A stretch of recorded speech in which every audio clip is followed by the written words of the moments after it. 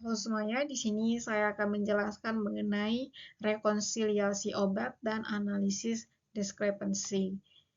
Nah, sebelum itu kita harus mengetahui apa itu rekonsiliasi. Jadi dia itu adalah proses sistematis yang memastikan kesinambungan terapi obat pasien dengan tujuan untuk menjamin pasien menerima terapi obat yang tepat, mengidentifikasi dan menyelesaikan diskrepensi atau kesenjangan obat, serta meningkatkan komunikasi antar pasien, keluarga, dan tenaga kesehatan. Nah, di sini ada beberapa manfaat dari proses rekonsiliasi ini. Yang pertama, mengurangi risiko adverse drug events, kemudian mengoptimalkan kontinuitas atau keberlanjutan terapi pasien, kemudian yang ketiga mendukung dokumentasi yang akurat dalam rekam medis. Nah, di sini kapan rekonsiliasi digunakan? Rekonsiliasi ini digunakan pada saat pasien masuk rumah sakit atau admission, kemudian yang kedua selama perawatan atau inpatient care, yang ketiga saat pasien pindah unit atau perawatan transfer, kemudian yang keempat saat pasien keluar dari rumah sakit atau discharge, dan yang kelima yaitu ada perubahan terapi penting, misalnya perubahan dosis atau frekuensi penggunaannya. Nah, di sini dari rekonsiliasi ini ada beberapa hal yang perlu diperhatikan dan di sini salah satunya yaitu BPMH atau Best Possible Medication History. BPMH ini adalah salah satu proses untuk dalam berkomunikasi dengan pasien untuk menunjang proses rekonsiliasi tadi. Nah, di sini kita fokus di step pertama dan step kedua. Pada step pertama ini, collect atau mengumpulkan informasi, baik mengumpulkan informasi oleh tenaga kesehatan terhadap pasien. Jadi di sini tenaga kesehatan akan menanyakan informasi mengenai obat-obatan yang digunakan pasien di rumah, termasuk OTC, suplemen, dan juga herbal. Kemudian setelah informasinya dikumpulkan akan dikonfirmasi apakah data-data atau informasi yang diperoleh itu benar atau salah. Nah, di sini cara bertanya pada pasien itu menggunakan pertanyaan terbuka atau open-ended question. Contohnya, apa saja obat yang biasa Bapak konsumsi sehari-hari? Atau apakah Bapak menggunakan obat tanpa resep atau mungkin herbal dari rumah?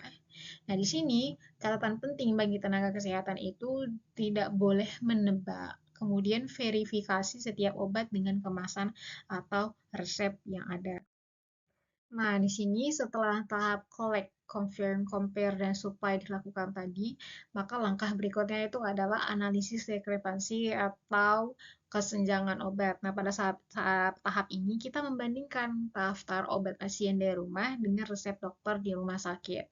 Di sini hasil perbandingannya itu bisa menjadi dua, ada yang cocok atau match, yaitu obat sama dan tidak ada masalah, tapi ada juga yang tidak cocok atau diskrepan, atau ada perbedaan antara obat dari rumah dan resep dokter.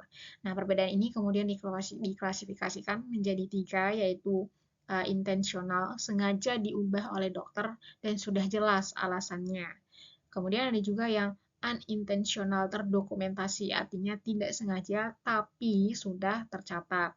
Yang ketiga yaitu unintentional, tidak terdokumentasi, artinya tidak sengaja dan tidak ada penjelasannya. Nah, ini bagian yang ketiga ini yang merupakan klasifikasi yang berbahaya.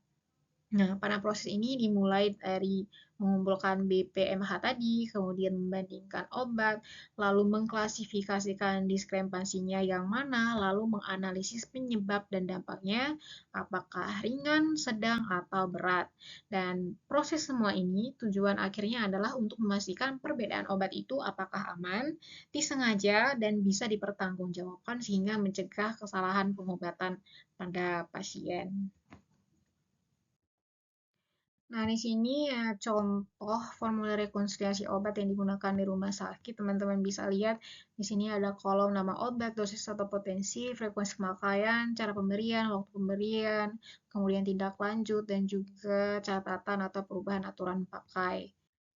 Nah, di sini contoh pengisian dari formulir rekonsiliasi tadi. Di sini di kolom pertama kita bisa menulis nama obat yang biasa diminum pasien, misalnya metformin, amlodipin, dan glimepiride. Setelah itu diisi dosis atau potensi obat, frekuensi pemakaian, cara pemberian, dan waktu pemberian sesuai kebiasaan pasien di rumah. Dan pada kolom tindak lanjut, kita menentukan apakah obat tersebut dilanjutkan dengan aturan pakai yang sama, atau dilanjutkan dengan aturan pakai yang berubah, atau dihentikan atau di-stop. Kemudian pada kolom catatan dituliskan alasan perubahan pada tindak lanjut tadi, misalnya karena risiko efek samping atau kondisi klinis pasien.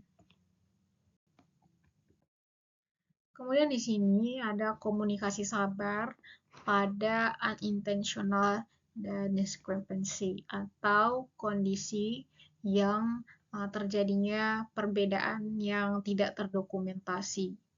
Nah, di sini SABAR itu merupakan singkatan dari Situation, Background, Assessment, dan Recommendation. Jadi, SABAR ini itu merupakan metode komunikasi yang terstruktur yang digunakan pasien untuk melaporkan masalah obat kepada dokter penanggung jawab pasien secara jelas, singkat, dan sistematis. Nah, SABAR ini digunakan saat ada obat yang terlewatkan atau tidak diresepkan, padahal harusnya diberikan. Kemudian dosis atau frekuensi obat tidak sesuai atau duplikasi obat atau adanya potensi kesalahan obat dan juga saat rekonsiliasi obat baik saat pasien masuk, pindah ruangan maupun pulang.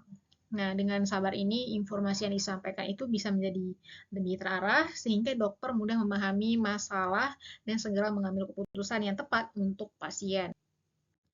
Nah, pada slide ini contoh komunikasi sabar lengkap pada kasus unintentional discrepancy.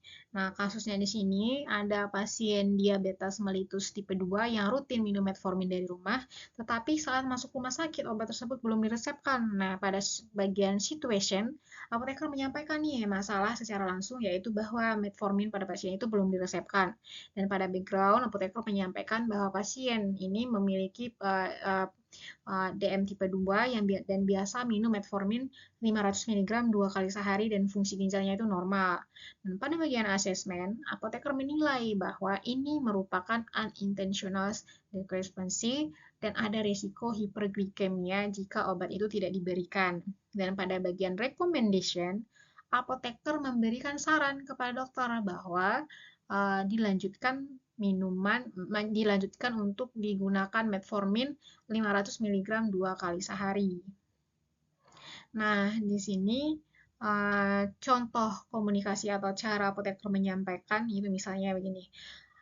Dok, izin menyampaikan dari hasil rekonsiliasi obat pasien, pasien ini mengidap DM tipe 2 dan biasa minum metformin 500 mg 2 kali sehari di rumah. Namun, di resep admission belum tercantum metformin. Fungsi ginjal pasien dalam batas normal, dan ini termasuk unintentional discrepancy dan berisiko terjadi hiperglikemia. Mohon pertimbangannya dok untuk melanjutkan metformin 500 mg 2 kali sehari. Terima kasih. Nah, itu saja presentasi dari saya. Semoga bermanfaat dan terima kasih.